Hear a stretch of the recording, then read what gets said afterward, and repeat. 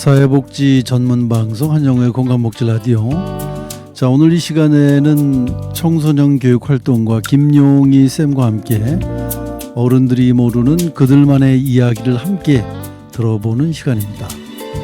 자, 오늘은 좀 예민한 문제이기도 하지만요, 우리가 언젠가는 한 번쯤 꼭 짚고 넘어가야 할 그런 얘기 중에 가장 중요한 부분이 아닐까 해서 여러분들과 함께 얘기 나눠보도록 하겠습니다.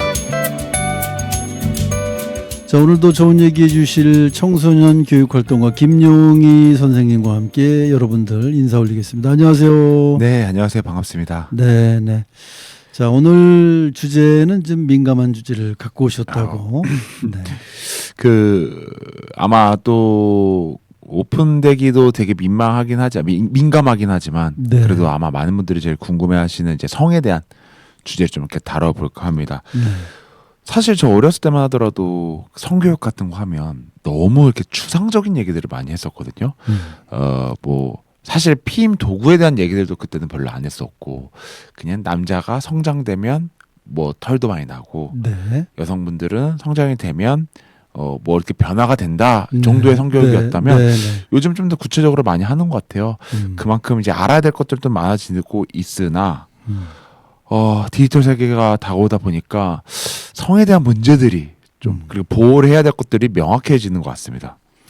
사실 그런 문제들은 이제 부모님들과 자연스럽게 이제 배우는 것이 가장 바람직하겠지만, 그렇죠. 부모님 세대에 저도 소위 뭐 좀 깨었다고 이제 자기 스스로 제 스스로 느끼고 있는 그런 사람이기도 한데, 실제로도 그러세요. 네. 아이에게 이 성에 대한 얘기를 하기가 그렇게 쉽지가 않더라고요.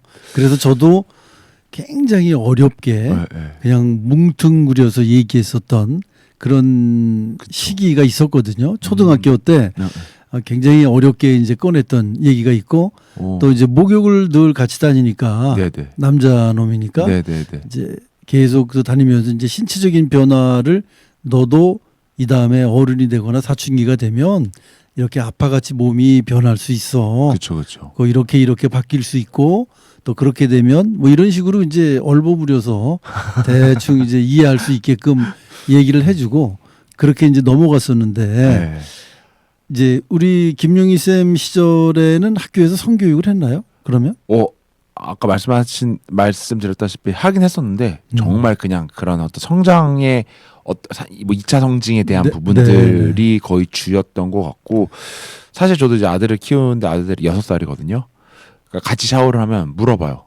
그냥 뭐 수염도 수염이지만 겨드랑이도 그렇고, 남자다 보니까 털이 많잖아요. 그러니까 그런 부분들과 본인과 이제 차이를 비교를 보면서 하죠. 말씀하신 게 되게 건강한 성교육이고 보여주고 같이 이렇게 활동함으로써. 근데 저 역시도 사춘기 때 그런, 당연히 저도 호기심에 접하는 그런 음란물이라고 하죠. 음란한 어떤 영상이라든지 사진이라든지 이런 거에 대한 고민들을 부모님한테는 얘기 못했어요. 제가 부끄러워서, 창피하고 뭔가 범죄하고 죄악시 돼버리는 약간 그런 게 있죠. 이거는 오픈하면 안 되고 판도라의 상자처럼 뭔가 꽁꽁 감춰야 될 만한 나만의 비밀인 것처럼. 근데 사실은 이거를 가지고 제가 2017년도인가 청소년 아이들이랑 함께 공모 사업을 해서 여성가족부 장관상을 받은 사업이 있었거든요, 프로젝트가. 근데 그때 아이들이랑 어떤 얘기를 기획 단계에서 어떤 얘기를 주고받았냐면, 선생님, 콘돔은 살 수 있어요, 저희가? 너희 살 수 있어. 그 애가 그 얘기 하더라고요.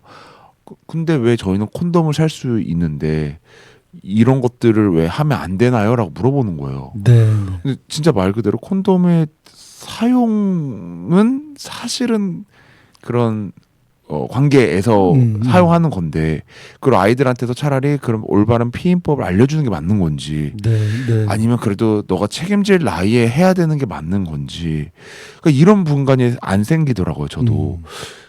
근데 이제 이런 것도 명확하더라고요. 남자든 여자든 17세 이하까지는 생물학적으로 성장이 되지 않았기 때문에 성관계를 안 했으면 좋겠다라는 게 과학적인 어떤 데이터들도 있는 거고.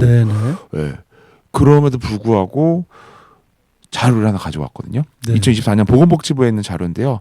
5.1% 정도가 성관계 경험이 있다. 아. 어떤 거는 뭐 2.5%가 있고 어떤 건 5.1%가 있다고 하는데 중고등학교예요. 네. 근데 2.5%가 나온 결과치는 오프라인에서 아니 가정에 방문해서 가정에서의 인터뷰였었던 거고 예. 5%가 넘은 거는 비대면으로 무기명으로 했던 결과예요. 네. 그래서 아이들이 내가 익명성이 보장이 된다면 2배 이상의 수치로 내가 성관계를 가졌었다라고 대답을 하는 거고 네. 사실 네. 저는 요것보다 더 높다고 생각을 해요. 아, 그렇습니까? 네. 근데 대부분 이제 어른들이 생각하기에는 이런 성장기의 청소년들의 그런 성에 대한 호기심은 그저 호기심 때문에 이런 경험이 있는 게 아닐까. 뭐 이 정도로 좀 폭넓게 생각해 주지 않을까요? 이해를 하는 어른들의 경우에는. 그렇죠. 근데 사실은 그게 아닙니까? 현실은? 네. 어떠세요? 만약에 중고등학교 때 제 자녀가 관계를 하려면 그걸 이해해 줘야 되는 게 맞는 건지. 그러니까 물론 국가에서도 피임 도구를 연령 상관없이 살 수 있어. 그리고 17세가 너무 생물학적으로 성장이 돼. 그럼 고등학교 2학년 정도면 관계를 본인이 해도 되나? 제 부모 입장에서 또 이건 안 되는 것 같고. 그렇죠. 부모가 됐을 때는 일단 허용을 하지 정신적으로나 그렇죠. 또 이런 것들로 또 현실적으로도 이제 이해하기는 좀 어렵겠지만 그렇죠. 이게 이제 현실이거든요. 우리의 현실이기 때문에 이제는 좀 부모님들도 그렇고 청소년들도 그렇고 이제 어느 정도 가이드라인을 우리가 마련해 줘야 되는 게 아닐까.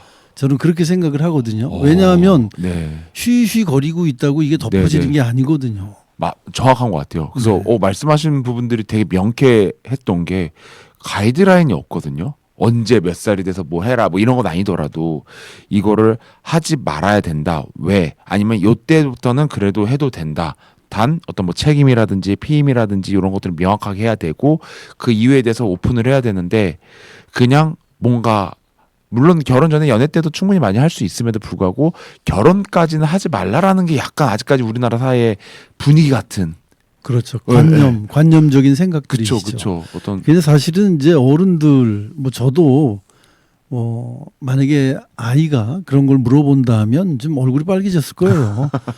그래서 그 단어 있잖아요. 뭐 피임, 사춘기, 생리, 뭐 이런 얘기를 이게 대화로 주고받는다는 게 그 자체도 이제 민망하고 얼굴이 빨개질 수 있는 것. 특히 자녀랑. 자녀랑. 이제 그런 것들에 대한 나름대로의 그래서 이제 어쩌다 이 자녀랑 TV를 보다 보면 이제 중학교 다닐 때 얘기입니다. TV에서 이제 뭐 키스신이나 이런 게 나오면 아이는 아무렇지도 않게 반응을 하는데 제가 괜히 얼굴이 벌개져 갖고 딴청 부리고 있고 괜히 먼 산 바라보고 이거에 신경을 쓰지 않게 하기 위해서 다른 화제로 돌리고 뭐 그랬던 또 이게 채널을 돌리면 너무 속보이잖아요. 그러니까 채널은 차마 못 돌리고 이 화제를 다른 데로 돌렸던 그런 기억들이 있는데 이제는 우리가 지금 한국청소년정책연구원 조사에 따르면 청소년 90% 이상이 온라인에서 성 관련 정보를 접하고 있다. 이런 자료가 있기 때문에 이제는 좀 더 명확하게 학교에서 이렇게 왜곡된 어떤 성 지식을 전파하기보다는 알만한 나이들 아닙니까? 그런데 요즘은 뭐 초등학교 때부터 스마트폰을 만지기 때문에 심지어는 초등학교 아이들도 그런 음란한 사진들이나 이런 것들을 접할 수 있는 기회가 있다고 하더라고요. 물론이죠. 그러니까 우리가 이제는 어떤 가이드라인을 정해서 교육을 철저하게 해야만 되지 않을까. 제가 처음 접했을 때도 사실 초등학교 5학년 때였거든요. 인터넷으로 접한 거였었고 인터넷이 그때 당시 이제 보급화가 막 시작이 됐었고 왜 접하게 됐냐면 미국에 있는 이제 큰 아빠가 계셔가지고 그쪽에 한 달 정도 이제 혼자 가가지고 거기 생활을 하게 됐어요. 미국 문화를. 근데 이제 사촌들은 이제 학교를 가다 보니까 집에서 혼자 남아서 뭘 할까 인터넷밖에 없으니까 당시에 게임이나 그런 것도 유명한 것도 아니고. 근데 몇 번 검색하고 클릭하다 보니까 자연스럽게 그렇게 뭐 음란 사이트는 아니더라도 그런 유사한 사진들이나 영상들을 접하는데 요즘은 얼마나 더 많은 정보들이 많겠어요. 그러니까 이게 사실 90% 이상이 온라인에서 성관계 정보를 접한다고 하지만 이거는 어떤 올바른 성교육에 대한 자료들이 아닌 진짜 네, 말씀하신 대로 네, 네. 왜곡된 거. 그렇죠. 그리고 되게 자극적인 거. 음. 뭔가 도파민만 그 자극할 수 있는 정말 그런 쾌락의 요소들만 노출이 되다 보니 근데 그런 것들은 현실 세계에 없다 보니까 그런 그 사이에 빠지는 것 같아요. 네, 네. 이거는 무조건 범죄야. 네, 나는 평생 네, 네. 성에 대한 것들을 경험하지 못하겠네. 그럼 몰래 해야 되나? 그러니까 사실 저도 어렸을 때는 성관계가 불법인 줄 알았어요. 네, 네. 그거는 근데 자녀를 출산하기 위한 하나의 성스러운 행위잖아요. 그렇죠. 근데 나는 저거를 불법이지만 한번 해보고 싶다라는 막 이런 중학교 네, 때 이런 생각이 네, 들었어요. 네. 그러니까 지금 이제 말씀을 요약해 보면 정보는 많은데 네, 접할 수 있는 매체는 많은데 올바른 올바른 교육이 없다. 맞아요. 그러니까 이제 우리는 이제 어떻게 해야 되냐 이거죠. 그래서 아까 말씀드린 가이드라인이 되게 중요한 것 같아요. 뭐 제가 성적인 뭐 전문가는 아니더라도 청소년 아이들한테 사실 막을 수도 없고 디지털이나 미디어의 어떤 노출이 있다면 차라리 한 번 정도는 오픈해서 아이들이 알고 있는 수준을 그 막힘없이 대답해 줄 수 있는 사람들을 좀 배치를 해놓고 그리고 그런 데이터들을 모아놓고 실질적으로 너희들이 지금 해도 된다 안 된다를 대답해야 돼 어떤 조건이라든지 책임의 위주의 그런 가이드라인이나 혹은 교육이 들어간다면 네, 네. 저는 오히려 괜찮다고 봐요. 고등학교 이상이 된다면 본인 선택권에 있어서는. 네, 알겠습니다. 청소년 교육을 하시다 보면 청소년들이 그런 질문들을 돌발적으로 물어볼 때도 있지 않을까요? 있죠. 그러면 어떻게 대답을 하시나요? 우리 선생님의 경우에는? 그런 얘기를 했어요.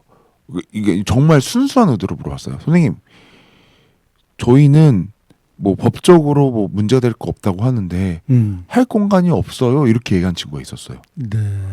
왜냐면 뭐 성인이야 뭐 숙소를 잡아도 되거나 네. 네. 자취를 하거나 그런 경우인데 저희는 그런 데가 없어서 뭔가 숨어서 해야 된다. 네, 네, 네. 뭐 할 말이 없는 거예요. 그렇다고 뭐 집에서 부모님 달기 해서 그렇죠. 그럴 때 그러니까 청소년 교육을 전문으로 하시는 우리 선생님조차도 청소년들이 네. 그렇게 물어봤을 때 네, 네. 명쾌하게 내릴 수 있는 답변이 없다는 답이 게 없어요. 네, 네. 상당히 안타까운 현실이 아닐까 저는 그렇게 생각을 하고요. 네. 자, 말씀하신 대로 이게 무언가 어떤 획기적인 제도의 개선, 교육 과정에 어떤 정립 뭐 이런 게 좀 있어야 되지 않을까 저는 그렇게 생각하고요. 문제는 이 디지털 시대에 새로운 위험이 노출되고 있다는 겁니다. 사실 제일 몇 년 전에도 엠번방이 되게 크게 났었잖아요. 네, 네. 네. SNS나 이런 그 SMS 그 서로 간의 뭐 카이라든지 네. 이런 그런 대화 개발 어플리케이션을 통해서 서로가 서로에 대한 어떤 그 음란한 사진들을 받고 그걸로 협박하고 이런 경우들도 많았었고 재작년에 제일 핫했던 것 중에 하나가 고등학교나 대학교 중심으로 예쁘거나 잘생긴 애 얼굴과 그 나머지의 그 몸은 AI로 합성을 시켜가지고 네, 네. 그러니까 딥페이크라고 하죠. 예. 이런 범죄들이 굉장히 많았어요. 근데 AI나 이런 거에 대한 규제나 범죄에 대한 어떤 그런 것도 정확하게도 규제가 정확히 없다 보니까 아이들도 자유롭게 쓸 수도 있었던 네. 어떤 사례도 되는 것 같고 그래서 이런 부분들을 지금 늦게나마 규제를 하고 있으나 근데 또 이게 규제가 너무 많아지게 되다 보면 AI를 사실은 우리가 활용하기 위해서 쓰는 건데 범죄로 쓰지만 않게만 막아놓으면 좋지 않을까라는 생각은 있어요. 근데 지금은 어느 나이가 이하면 그냥 아예 쓰지 마라 정도로 또 규제를 해버리니까 이게 선진국에서 할 수 있는 교육의 규제 형태인가 싶기도 한 거죠. 지금 현재는 디지털 시대에 어떤 규제 위주로만 지금 모든 게 돼 있죠. 네네. 교육보다는 규제예요. 네, 알겠습니다. 청소년들이 그렇게 불법한 어떤 과정을 통해서 교육이라고 표현하면 좀 그렇습니다만 불법한 과정을 통해서 지식을 습득하는 것보다는 이제는 정상적으로 그들에게도 숨기지 말고 그렇죠. 가르치고 배워야 하는 게 아닐까 저는 네네. 그렇게 생각을 합니다. 어떻게 생각하십니까? 동일합니다. 사실은 어른들도 그렇고 성인들도 그렇고 사춘기 이상부터 되면 사실 성적으로 눈을 뜰 수밖에 없는 거고요. 네. 제일 건강한 거예요. 그러면 우리가 어떻게 이성으로서 그거를 관리할 수 있는지와 그런 관계를 했을 때 서로 간의 책임을 어떻게 주는지 그래서 그 이성적인 관리와 책임적인 부분만 잘 한다면 전 다 오픈해도 된다고 생각을 하거든요. 성교육에 있어서는. 예. 실제로는 미국에서는 아이들이 중학교나 고등학교로 가면요. 부모가 그 피임 도구를 준대요. 사주거나 학교에서 주거나 네. 아예 그냥 너 어디 파티를 가거나 이러면 가져가라. 차라리 건강하게 안전하게 하고 너가 책임질 수 있는 행동만 하라라고 얘기하는데 우리나라도 사실 그렇게 바뀌어야 되지 않을까라는 생각 좀 듭니다. 일단 부모님들이 용기가 없죠. 근데 또 돌아보면 저 그러니까 역시도 우리 저 김용희 쌤도 청소년 교육 활동가라고 말씀을 하시면서 네. 자녀가 13살이 15살이 됐을 때 네. 그렇게 용기 있게 말씀하실 수 있을 것 같으세요? 절대 못하죠. 그래서 저도 참 괴리감이 있네요. 이게 네. 그래도 고등학교 한 2, 3학년 그러니까 아까 말씀하신 생물학적으로 네. 어느 정도 성장이 다 됐다라는 판단에 있어서는 본인이 그거를 해야겠다라는 확실한 의지와 책임감만 있다면 뭐 막지는 못할 것 같다. 네. 그러면 오히려 그때 되면 그럼 알려주는 게 맞지 않을까 네. 생각이 듭니다. 그러니까 우리 선생님의 말씀은 이제 성을 금기로 두는 게 아니라 대화의 주제로 꺼내야 한다. 네, 중요한 거 네, 대화 그렇게 주제. 말씀하시는 거고요. 자, 그리고 올 청소년들에게 금지라는 것보다는 올바른 정보와 가치관을 심어줘야 한다. 맞습니다. 그래서 이제 청소년들에게 성은 욕망이 아니라 관계다. 관계. 그렇게 가르쳐 주셔야 될 것 같고 성은 관계엔 관계보다는 약간 권리이자 책임이다. 권리이자 책임이다. 네, 책임이라는 것들이 명확하게 명시된 상태라면 네, 네. 본인이 충분히 누릴 수 있는 또 권리이지 않을까. 단 고등학교 이상, 18세 그렇죠. 이상으로 네, 네. 규정하고 싶습니다. 그러니까 동의와 존중은 꼭 필요한 것이다. 네, 기본으로 그리고 들어가야 되고. 책임을 전제로 해야 한다. 네, 네. 이제 이런 것들을 일단 교육을 하고 난 다음에 올바르게 숨기지 않도록 이제 부모님들이라든가 또는 선생님들이라든가 이런 분들이 함께 얘기를 나눌 수 있는 분위기를 좀 만들어줘야 되지 않을까 그런 생각이 듭니다. 그래서 그렇게 수업을 하면 진짜 학교 선생님도 그렇고 강사 선생님들도 그렇고 학생들도 그렇고 되게 재밌게 수업을 할 수 있을 것 같아요. 네. 단 그런 그 수업의 선이라든지 가이드라인만 명확해진다면 오히려 정말 건전하게 죄송합니다. 건전도 건전해 명확하게 확립을 시키지 않을까 명확하게. 네, 네. 명확하게. 네. 그게 제일 중요한 것 같습니다. 네, 명확하게. 현재 우리나라에서는 성교육 같은 거를 뭐 현재 선생님들이 하시질 않고 전문 강사분들을 초빙해서 특별교육 같은 형태로 진행을 하고 있습니까? 그럼? 그렇게 하는 경우들도 있고 보건 선생님이 하시는 경우들도 있고요. 네. 아니면 가정이라는 그 과목들 있잖아요. 예. 예, 네, 예. 가정이 지금도 있는지 모르겠는데 아무튼 이제 보건이라든지 외부에서 들어오는 경우도 예. 있고 수업 시수에도 일부 들어가 있습니다. 네, 알겠습니다. 자, 그러면 청소년이 꼭 알아야 할 성의 기본권에 대해서 좀 설명을 해 주시죠.